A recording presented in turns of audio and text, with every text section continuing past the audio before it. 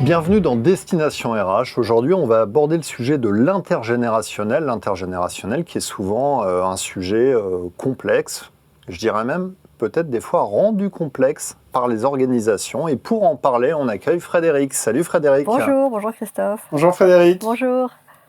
Frédéric, je te laisse te présenter, peut-être nous reparler un peu de ton parcours, ce que tu as fait dans ta carrière, où tu en es aujourd'hui.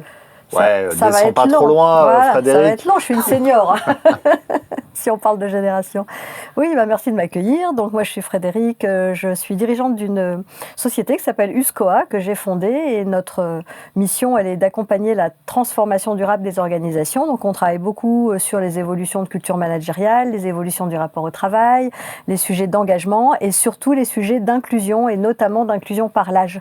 Notre ambition, elle est d'accompagner les entreprises à anticiper et à gérer la transition démographique, on va en parler aujourd'hui, et puis aussi toutes les évolutions du monde du travail.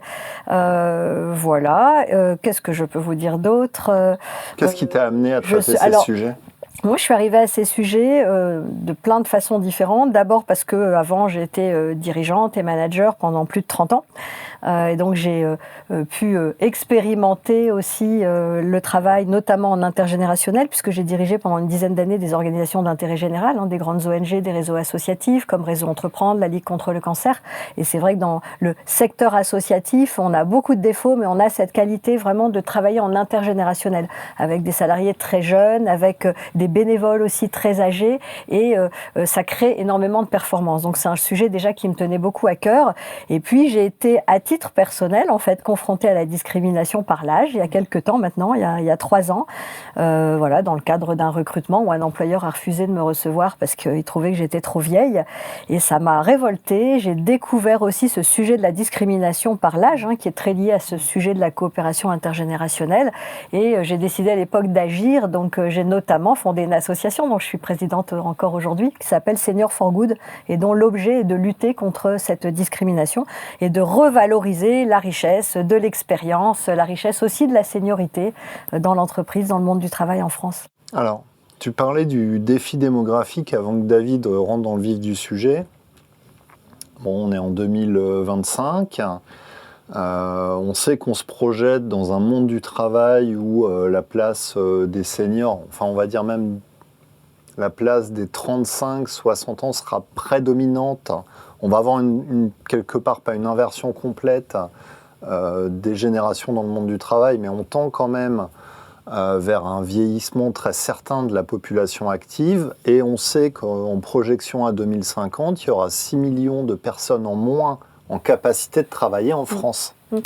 Oui, je vais te dire, en fait, c'est pour ça que ce sujet de l'intergénérationnel, aujourd'hui, c'est devenu un enjeu stratégique pour les entreprises. Parce qu'on a toutes ces transformations, ces transitions aujourd'hui qui se bousculent un peu. On parle beaucoup de la transition techno avec le numérique, l'arrivée de l'intelligence artificielle qui aussi bouscule un peu les choses, notamment du point de vue de la formation des salariés. On a la transition environnementale, on en parle beaucoup, on a les évolutions du rapport au travail, et on a cette transition démographique dont on parle souvent beaucoup moins finalement, et qui va même plus vite que ce que tu disais, parce qu'en réalité, on est déjà dans la transition démographique, le vieillissement de la population est très rapide, on a de moins en moins de jeunes qui arrivent sur le marché du travail chaque année, on n'en parle pas beaucoup, mais ça descend très très vite et ça va continuer à baisser, et les seniors, comme on dit, plus de 45 ans, vont être de plus en plus nombreux, et dans moins de 10 ans, ils vont même être majoritaires parmi les actifs dans les entreprises françaises. Et ce vieillissement de la population, il génère aussi une augmentation, un prolongement en fait de la durée du travail. On a les réformes des retraites déjà qui font qu'on va travailler davantage. L'augmentation de l'espérance de vie en bonne santé. Moi je dis souvent que 60 is the new 45 quand même. On n'est plus du tout dans le même état d'esprit et le même état de santé aussi physique et mental que par le passé. Et donc tout ça, effectivement, ça génère quoi ? Ça génère une importance majeure de ce potentiel senior qui aujourd'hui est complètement sous-estimé. Tu vas voir, on n'a pas fini. C'est que le début. Exactement. Et puis en fait, tu vas avoir aussi, tu as cette situation assez inédite quand même dans l'entreprise, qui est qu'aujourd'hui, tu as 4-5 générations qui se côtoient. Et aujourd'hui, et demain ça va être encore plus, tu peux avoir jusqu'à 40-45 ans d'écart entre des collègues. Oui. Donc c'est pour ça en fait aussi que ce sujet de l'intergénérationnel, finalement aujourd'hui, il devient un enjeu stratégique pour l'entreprise, parce que ça va être un enjeu, y compris de performance économique, de performance opérationnelle. Parce que comme tu le disais, il va y avoir un déficit de ressources qualifiées, et c'est pas en 2050, c'est dans à peine 10 ans.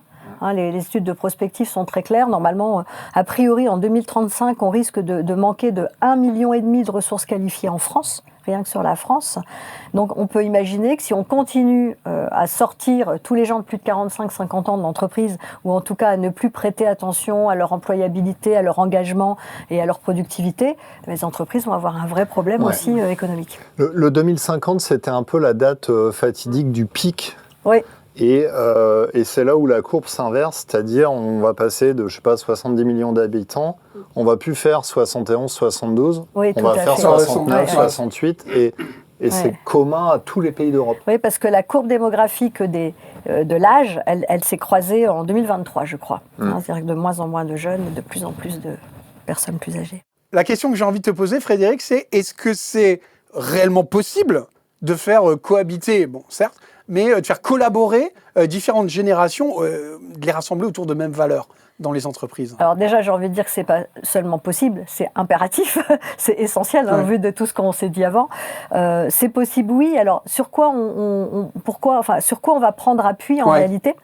Il y a quelque chose qu'il faut avoir en tête, c'est qu'au-delà de tous les stéréotypes, les préjugés qui pèsent sur certaines générations, et notamment sur les plus jeunes et sur les plus seniors, en réalité, il y a beaucoup de communs entre les générations.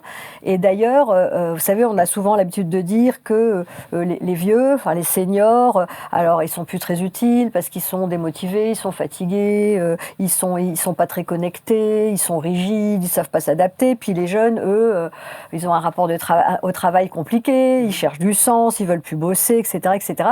Mais en fait, je sais pas si vous savez, mais c'est faux tout ça en réalité. En fait, ce sont des stéréotypes, des préjugés qui sont ancrés dans notre société.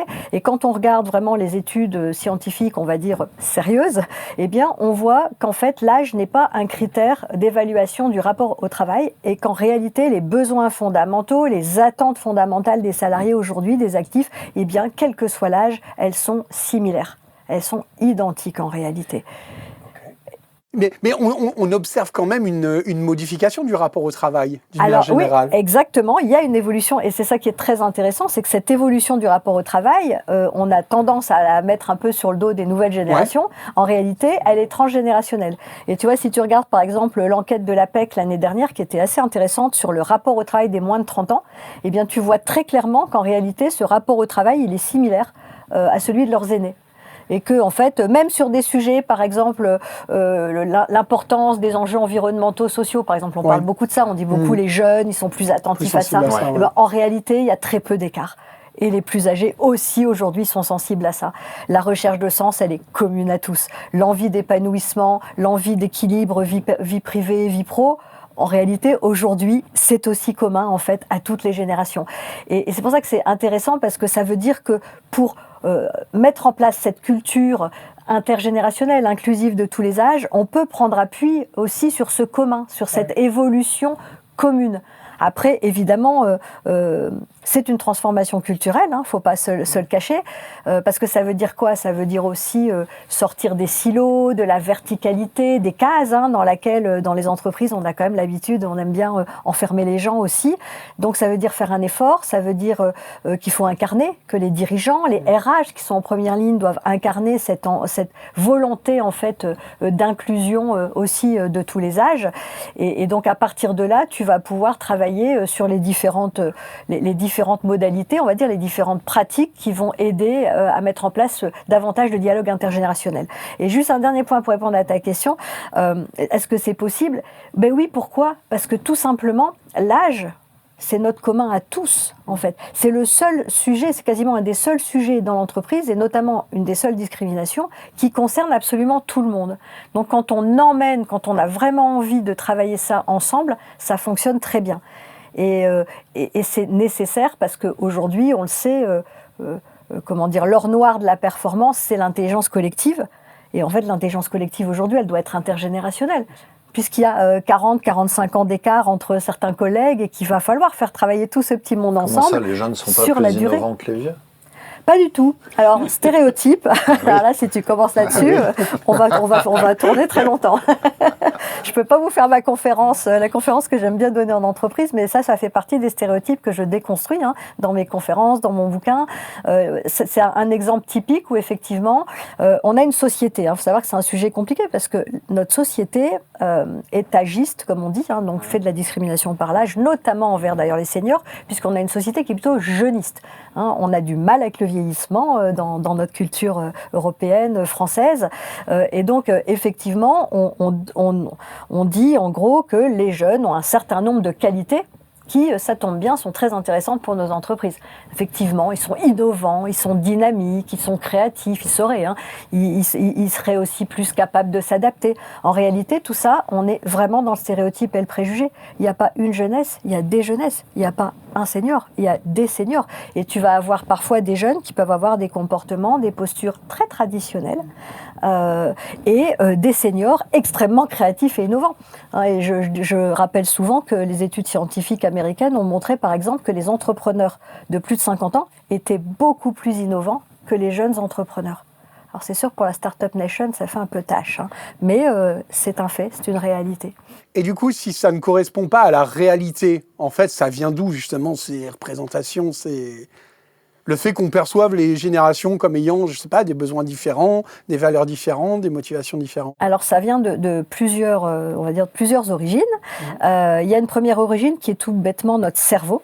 Notre cerveau, lui, il a besoin, en fait, on est tous fait pareil, il a besoin de simplifier les choses parce que le monde est très complexe. Donc, pour faciliter la compréhension du monde, on va avoir tendance à nous-mêmes mettre les gens un peu en cases, à catégoriser, etc. Donc ça nous plaît bien, en fait. Ces cases, ça fait du bien. Il y a effectivement ceux qui ont inventé les cases des générations, les fameux boomers X, Y, Z.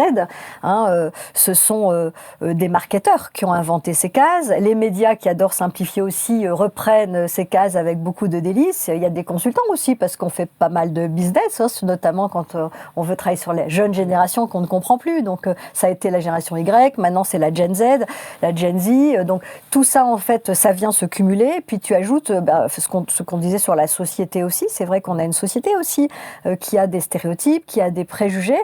Et donc c'est plus facile en fait d'enfermer les gens dans les cases. Et quand tu vas gratter un peu, tu te rends compte finalement que les critères d'environnement social sont plus importants. Tu vois, comment tu peux imaginer en fait que des millions de personnes penseraient la même chose, se ressembleraient, auraient les mêmes envies, les mêmes souhaits? Pourquoi? Parce qu'ils ont une date de naissance commune. Ouais, quand on y réfléchit 2 secondes, ça tient pas. C'est quand même un petit peu incroyable. Mais c'est vrai que tout ça, on a cette habitude de simplification, puis ça rassure. De pouvoir mettre les gens dans la case et puis de les adresser un par un. C'est vrai qu'on a une tendance quand même à siloter, à verticaliser dans nos entreprises encore aujourd'hui. Et c'est un petit peu ça, moi, que j'essaye de mettre en mouvement chez mes clients. C'est aussi de sortir de cette habitude, en fait, de traiter les gens. Une fois, on va s'occuper des femmes, une fois, on va s'occuper des jeunes, une fois, on va s'occuper des vieux, une fois, on va s'occuper des handicapés. Enfin, c'est l'enfer. Mais c'est comme ça aujourd'hui beaucoup qu'on fonctionne, notamment en RH. Et tu ne penses pas que ça peut avoir un effet quelque part aussi, tu sais, l'effet Pygmalion, effet prophétie autoréalisatrice, à force de répéter à quelqu'un alors, complètement. qui fonctionne comme ci ou comme complètement, ça. C'est un des gros drames d'ailleurs du sujet, notamment sur le volet des seniors, mais ça doit toucher aussi les jeunes, parce que c'est assez étonnant, mais cette discrimination issue des préjugés, elle touche les seniors, et puis les très jeunes, qui ont beaucoup de mal aussi à se positionner dans les entreprises quand ils arrivent et qu'on considère effectivement très souvent comme fainéants, ne sachant plus respecter quoi que ce soit, etc. Donc on retrouve ça des deux côtés. Et donc effectivement, bien sûr qu'il y a les prophéties autoréalisatrices, et on a même, la défenseur des droits a récemment refait un baromètre sur l'emploi des seniors, l'inclusion des seniors dans les entreprises, et on a vu encore une fois dans cette nouvelle enquête à quel point les seniors avaient souvent intériorisé ces préjugés. C'est-à-dire que effectivement, si on te dit en permanence tu vas rien comprendre aux nouveaux outils, de toute façon tu es trop vieille pour te former, donc on va pas te proposer de formation, tu vas finir par y croire. Oui, Et tu finis par te mettre des barrières. Bah, voilà, et tu vas finir par y croire et tu vas dire, bah, de toute façon, je suis has-been, je ne vais pas m'en sortir, les jeunes s'en sortent et moi, je ne vais pas y arriver.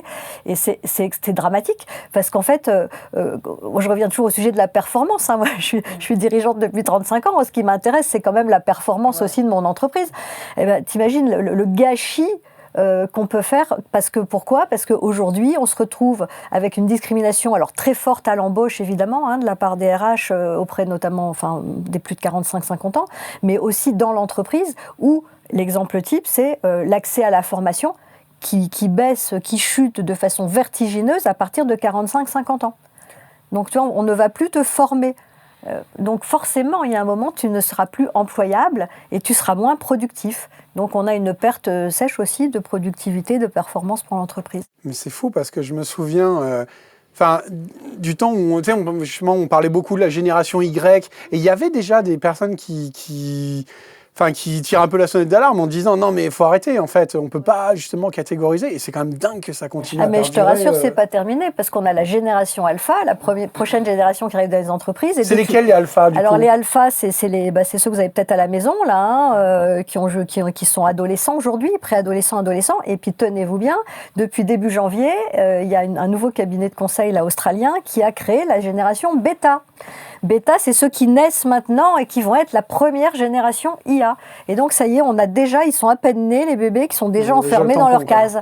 Voilà. Et c'est vrai que c'est aussi assez lucratif, hein, ce genre de choses. Donc, alors moi, je me bats beaucoup contre ça parce que je trouve que malheureusement, ça forge, ça renforce finalement des stéréotypes, des préjugés. On a déjà des biais. Chacune, on y est tous soumis. Donc si en plus on a les médias, des articles tous les jours qui sortent, regardez comment ils sont, la Gen Z, etc. Mais les jeunes, là, ils n'ont plus aucune chance parce qu'ils arrivent dans l'entreprise, on se dit déjà en les regardant, de toute manière, il ne va pas respecter les horaires, qu'il va vouloir que du télétravail, qu'il n'a pas d'ambition, etc., etc. Et pareil pour les vieux. On va avoir quelqu'un, quand je dis les vieux, on s'entend, hein, 45 ans, attention, on est à la moitié de son parcours professionnel. On fait partie, hein. Non, mais c'est ça aussi. Ça aussi, tu vois, il y a un moment, on marche un petit peu sur la tête quand même. Donc, tu as 45, 50, 55, mais même 60 ans aujourd'hui. Et en gros, on te dit, t'es fichu. Tu comprends rien. Moi, je connais plein de gens de 50, 55, 60 qui sont hyper geeks, qui sont hyper forts en IA, parfois beaucoup plus que des jeunes. Nous, c'est pas pareil, tous les trois, là. Ah non. Ah bah non, on est dirigeant d'entreprise. Ouais. Donc nous, on n'est pas perçus de la même façon en entreprise. Ouais. C'est assez marrant, je trouve d'ailleurs, parce que, et même toi, je suis sûr que ça doit te faire cet effet. Quand tu vas bosser pour une entreprise, ils te considèrent comme une experte. Comme un expert, une experte. Ouais. Demain, tu viens postuler, ils vont te dire non. Ouais. Ça, c'est la magie. Ouais, j'avais pas réfléchi à ça, mais c'est vrai. Ouais. En fait, tu retrouves, alors ça c'est vrai que ça fait partie aussi un petit peu de ces sujets de discussion par rapport à la seniorité, parce que tu vois, des seniors qui sont en recherche d'emploi, souvent aujourd'hui, moi je me bats beaucoup aussi là-dessus, on leur dit, tu vas pas retrouver de boulot, tu n'as qu'à monter ta boîte, devenir expert indépendant.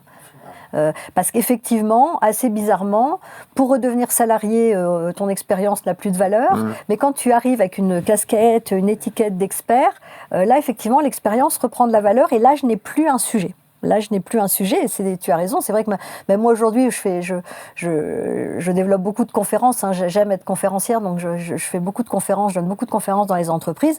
C'est vrai que j'ai jamais entendu un client me dire « vous êtes un peu vieille pour venir expliquer la vie à nos salariés ». Au contraire, je viens, je peux raconter mon vécu, j'ai des choses à partager avec les managers, etc. et ça redevient de l'expertise. Ça, c'est là qu'on voit un petit peu l'absurdité d'ailleurs de ces préjugés. Hein, puisque tu vois la différence, effectivement, on veut plus du salarié, on a peur de devoir les garder longtemps, voilà, et alors qu'en réalité, en expertise, on retrouve finalement la richesse de l'expérience et des compétences. Je vais te poser la question boîte noire que j'ai modifiée en fait. Ouais. Et je range ça. Je fais semblant de prendre le carton, mais c'est pas ça. Boîte noire qui est noire chez nous et pas orange. Hein. On redit, normalement, une boîte noire c'est orange. Ouais. Bon, la question initiale qu'on avait mise, c'est ranger les générations dans des cases, c'est pas un peu réducteur? C'est pas ça que je vais te demander. La question que j'ai envie de te poser, c'est finalement, au regard de ce qu'on a dit en matière de démographie, etc., est-ce que finalement l'enjeu des entreprises, là, qui donc pour l'instant mettent les seniors de côté, et se surbattent pour recruter des jeunes, est-ce que les entreprises ne se disent pas tout simplement « Ah, c'est notre dernière chance d'aller acheter des ressources pas chères ». Alors bon, je ne vais pas me mettre à la place des entreprises qui fonctionnent comme ça. Elles ne doivent pas faire partie de mes clients, celles-là. Je pense que le sujet du prix est quand même une fausse barbe, est quand même un faux sujet, en tout cas partiellement. Quand on parle souvent, effectivement, c'est un des premiers arguments pour dire mais puis si on recrute des plus âgés, des seniors, ça va coûter trop cher, les jeunes coûtent moins cher. Les jeunes, quand tu parles des jeunes talents, comme on dit aujourd'hui en RH, donc des ressources qualifiées, ils ne sont pas si peu chers que ça, ils sont de plus en plus exigeants. Et ils ont raison. Et deuxième, quand tu regardes les seniors, oui, c'est vrai qu'il peut y avoir des seniors, notamment chez des populations de cadres supérieurs, de cadres dirigeants qui ont vraiment eu des carrières très ascendantes, donc qui ont des niveaux de salaire très élevés. Donc là, oui, ça peut être compliqué, tu peux avoir un gap. Mais globalement, la moyenne, en fait, le salaire médian des plus de 55 ans, par exemple, la PEC a fait le calcul, il est en fait, en réalité, similaire aux âges inférieurs, à la génération précédente. Donc, ce n'est pas toujours une question de tarif, sachant que qui plus est, tu vois, tu peux aussi te dire, je vais prendre quelqu'un qui a déjà de l'expérience, je vais gagner du temps, je ne vais pas avoir besoin de le former, il connaît les codes de l'entreprise, il a des compétences, il a de la maturité, il va prendre de la hauteur et il va rester potentiellement plus longtemps, puisque c'est vrai qu'en termes de fidélité à l'entreprise, c'est normal, tu es plus fidèle en fin de carrière qu'en début de carrière. Donc, tu vois, finalement, on est encore une fois dans des stéréotypes. Moi, ce que je vois aujourd'hui, c'est qu'effectivement, dans les entreprises, globalement, on a fait beaucoup ces dernières années pour les jeunes. Alors, il y a deux choses. On a fait des choses pour les jeunes, pour les faire entrer dans les grandes entreprises avec notamment le travail autour de l'alternance, etc., de l'apprentissage, ce qui est formidable, c'est ce qui est nécessaire. On a surtout fait beaucoup pour ce que j'appelle, moi, l'âge d'or, les 30-45 ans. Les talents. Les talents, alors entre 30 et 45 ans, tu es un talent. Là, on te déroule le tapis rouge et on a complètement oublié effectivement la population des plus de 45 ans. Ça commence à bouger doucement. On est plutôt sur des phases de sensibilisation, mais c'est vrai que moi, je travaille de plus en plus avec des entreprises qui commencent à comprendre qu'il va falloir garder les salariés expérimentés plus longtemps. Et puis, comme je leur dis à chaque fois, tant qu'à faire, gardez-les motivés, impliqués, engagés et puis performants. Donc, et c'est vrai qu'il y a vraiment un sujet. Moi, j'anime beaucoup, d'ateliers maintenant pour les salariés expérimentés dans les entreprises ou d'ateliers intergénérationnels parce que c'est vrai que j'aime pas trop enfermer. Mais parfois, on se rend compte que les salariés de plus de 45, 50 ans, 55 ans, notamment dans la grande entreprise, ils ont perdu confiance en eux. Ils ont perdu parfois même de l'estime de soi parce qu'ils ont pas été pris en considération. Souvent, les managers sont plus jeunes. C'est pas facile non plus si on sensibilise pas, qu'on n'accompagne pas les managers sur ces sujets-là.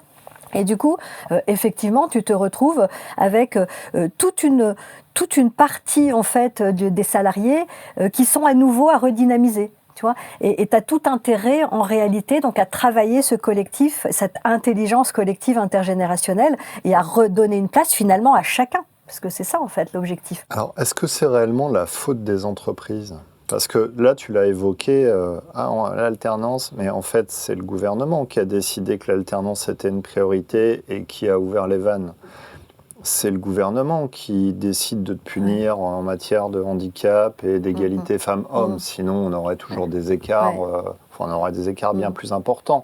Donc, en fait, la question, c'est quand est-ce qu'on va avoir un plan senior digne de ce nom qui va contraindre les entreprises comme elles ont été contraintes sur l'alternance, le handicap, l'égalité femmes-hommes, etc. Moi, je dis souvent que c'est une responsabilité partagée, en fait. Il y a les entreprises qui ont une vraie responsabilité, parce que quand j'entends encore aujourd'hui des DRH parfois me dire c'est formidable, on fait des choses formidables avec toi sur l'intergénérationnel, mais ne nous demande pas de recruter des seniors, parce que là, notre direction générale ne l'acceptera pas. Tu vois, il y a encore il y a des choses dans l'entreprise. Il y a une responsabilité citoyenne aussi, y compris de chaque génération, à s'ouvrir aux autres, à retrouver aussi ce lien social, intergénérationnel, et puis des seniors à prendre la parole aussi quelque part, parce que pour le coup, nos jeunes ont plus pris l'habitude de prendre la parole avec les réseaux sociaux, avec le numérique que ma génération. Et puis, il y a une responsabilité de l'État, oui, bien sûr qu'il y a une responsabilité de l'État, d'autant plus qu'avec les réformes des retraites, on demande aux gens de travailler plus longtemps. Et je ne vois pas comment on peut d'un côté demander aux gens de travailler plus longtemps si les entreprises ne veulent toujours pas d'eux. Et c'est en ce sens, effectivement, je ne suis pas très pro-quota, etc. Mais bon, il faut bien reconnaître, je le dis à chaque fois aussi, que pour les femmes, ça a fonctionné. On a vu la loi Copé-Zimmermann pour les conseils d'administration. Aujourd'hui, la France est exemplaire en Europe sur le sujet.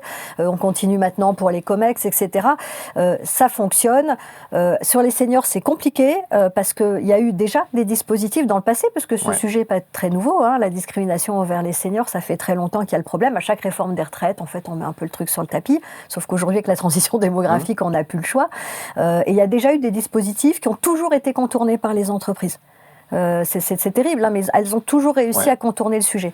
Donc c'est pour ça que c'est plus large encore qu'un simple dispositif, mais c'est vrai qu'on a besoin quand même que l'État, que les pouvoirs publics nous aident à écraser aussi ces stéréotypes et ces préjugés, à faire changer le regard en fait des entreprises, du monde du travail sur l'âge, et puis aussi peut-être effectivement en favorisant les entreprises qui sont exemplaires, rien que pour leur montrer, parce que moi je vois bien que les boîtes qui commencent à recruter des seniors, les boîtes qui prennent soin de leurs seniors, et bien après elles disent mais ça fonctionne, mais c'est formidable. On a même quelquefois l'effet inverse. On a des entreprises, je pense à certaines PME, qui maintenant me disent « moi, je recrute plus de jeunes. Ah, c'est mieux avec des seniors. Ah bah oui, ils sont plus sérieux. » Tu vois, tu tombes presque dans l'excès inverse. Donc, un peu d'équilibre. Après, il y a quand même aussi un facteur. Il faut aussi être très réaliste, parce que le système de retraite, il est complètement déglingué. Actuellement, c'est 14% du PIB quand même, le système de retraite. 14%. Et les projections à terme étaient assez peu inflationnistes, sauf que là, vu le déclassement de la France, l'environnement qui devient complètement instable, les prévisions, elles sont terribles. C'est-à-dire qu'on va passer de 14% à on ne sait pas trop combien en fait. Ce qui veut dire que le système de retraite va complètement exploser, qu'on va plus avoir d'actifs jeunes pour le financer. Et moi, je ne pense pas que les entreprises ont naturellement une responsabilité en se disant « on est responsable de… » Non, je ne crois pas du tout que ça fonctionne comme ça. Je ne suis pas du tout rêveur, tu vois. Je pars du principe que l'entreprise, elle est là pour gagner de l'argent, basta, tu vois.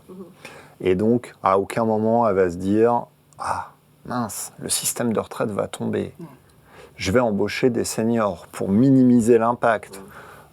Tu vois, je ne comprends pas qu'on ne se soit pas dit, tiens, revoyons le système de financement. Ok, on incite les entreprises à embaucher des seniors, mais on allège telle charge. Et tu vois, j'arrive pas à comprendre. Mais tu sais, ce qui va se passer, je pense aussi, c'est que les entreprises, elles vont recruter des seniors et elles vont les garder parce qu'elles n'auront pas le choix. Elles n'auront pas le choix. Parce qu'il n'y aura plus assez de jeunes et qu'il n'y aura plus assez de ressources en réalité. Sauf que ça prend du temps. Et moi, je dis souvent, la génération d'aujourd'hui, c'est la génération sacrifiée. Parce que ceux qui sont seniors aujourd'hui sur le marché de l'emploi, tout comme les moins de 24 ans, là, les 1,4 million de jeunes de moins de 25 ans là, qui sont au chômage, tu vas pas me dire qu'ils sont tous désengagés parce qu'ils sont Gen Z. C'est parce qu'on ne les recrute pas. Donc on a la même chose des deux côtés du curseur. Et les entreprises, elles vont y venir et elles commencent à y penser, tout simplement parce qu'elles commencent à prendre conscience de cette transition démographique, qu'elles commencent à manquer de ressources qualifiées. On entend beaucoup les RH se plaindre d'avoir des difficultés à recruter, à fidéliser, etc. aujourd'hui. Et c'est ça, en fait, qui fait que, je pense, les choses vont changer relativement vite. Pas assez vite à mon goût et au goût des seniors qui sont aujourd'hui en difficulté, mais en tout cas, ça va changer. Après, effectivement, je crois qu'il y a une vraie responsabilité de l'État, d'autant plus qu'encore une fois, comme je disais tout à l'heure, on a une espérance de vie en bonne santé qui augmente.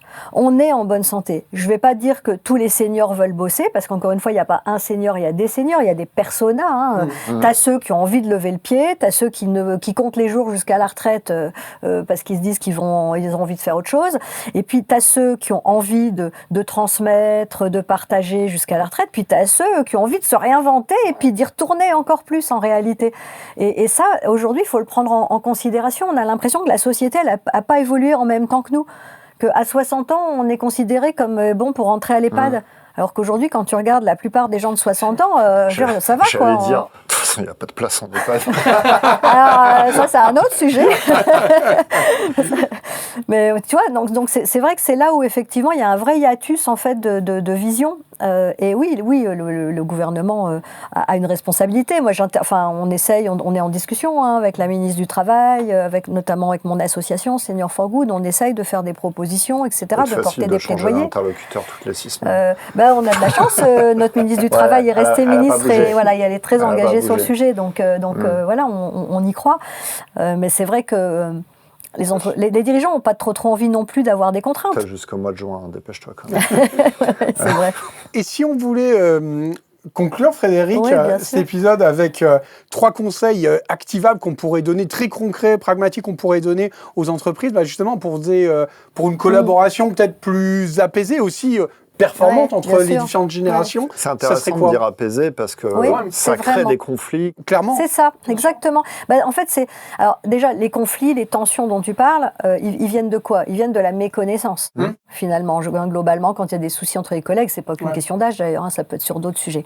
Donc, 3 trucs à activer, c'est simple. Déjà, c'est sensibiliser l'ensemble des équipes. Moi, je vois bien quand je donne des conférences, ce qui est formidable, c'est qu'encore une fois, ce sujet de l'âge, ça concerne tout le monde.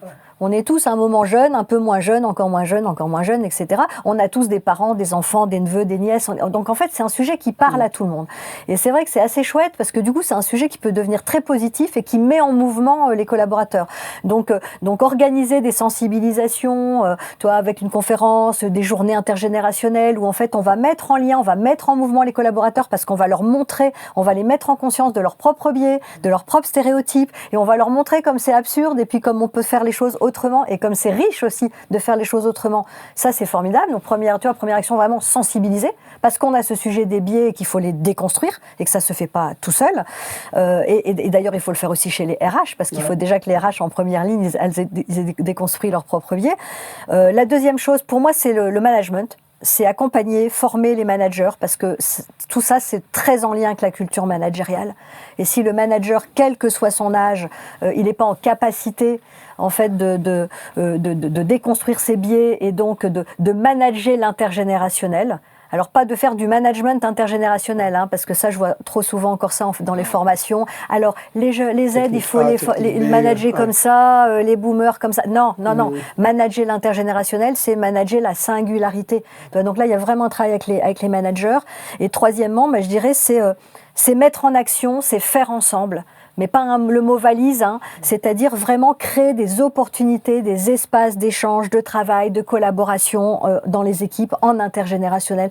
À chaque fois, tu as un groupe projet, tu vérifies s'il est intergénérationnel, tu crées des binômes junior-senior, tu as un projet stratégique, un enjeu stratégique à adresser, tu mets en place des sessions de codev intergénérationnel, tu fais de la com interne, tu montres des rôles modèles de tous les âges, tu montres des binômes intergénérationnels qui fonctionnent. Tu vois, en fait, c'est vraiment de prendre ce réflexe. Alors, encore une fois, moi, je dis toujours, attention, l'âge, ce n'est pas une fin en soi.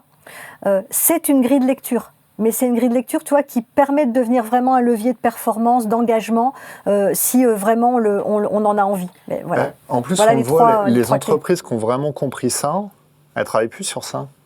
Elles vont travailler sur la parentalité. Exactement. Elles vont travailler sur...